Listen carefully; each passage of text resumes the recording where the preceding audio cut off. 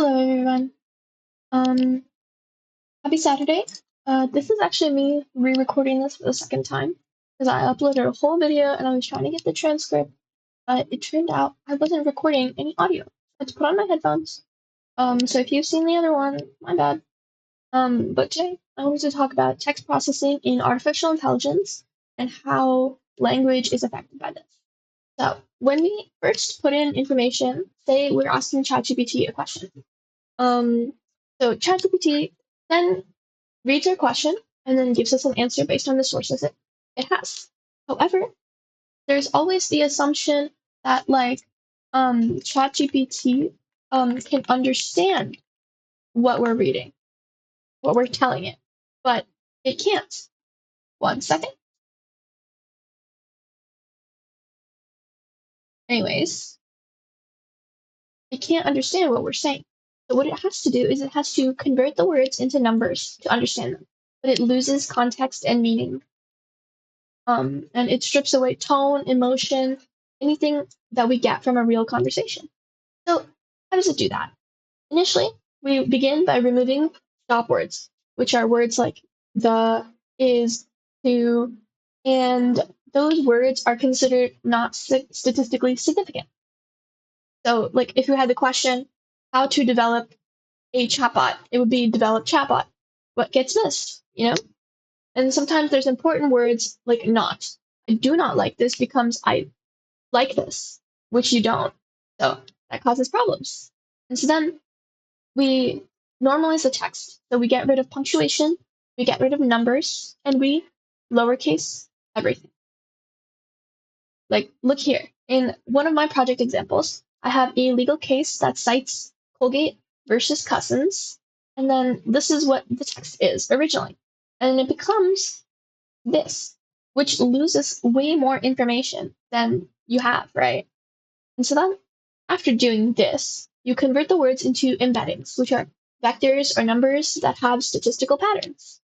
So, but the problem with that is that, like I mentioned before, I do not like this becomes equivalent to I like this. And the same word, for example, the word bank, you've got the word blood bank, you've got river bank, you've got investment bank. Those are all three different contexts for the word bank.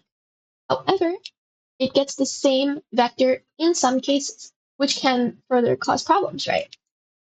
And then this is especially a big problem for languages where there's less resources. For example, English, German, etc. Languages are what the languages models in AI are trained off of. So almost half of AI training data is English.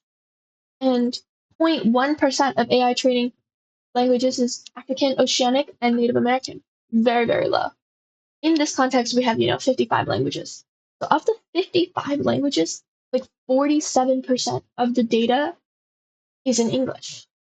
And so AI models will work better when languages have a high resource data. It will continue to learn, it will continue to teach. But there are low resource languages such as Maori, Asia, and even Hindi, even though Hindi has a billion speakers. It still is considered a low resource language due to the lack of teaching information online. And what if a language was dying?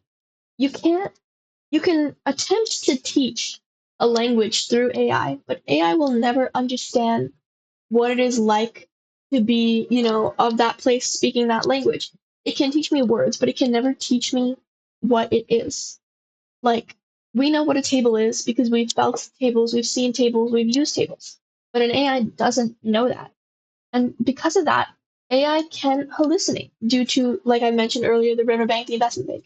And so it can just come up with information based on the information that it has. And it causes further problems because we don't know exactly, what it wants or what it needs.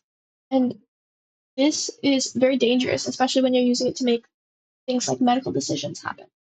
Like, what would you do if AI told you you didn't have cancer and then you do have cancer? Do you die? Suppose. But that's where this comes into play. We have to take chances with AI to grow it, but AI cannot be the answer to everything. Thank you again.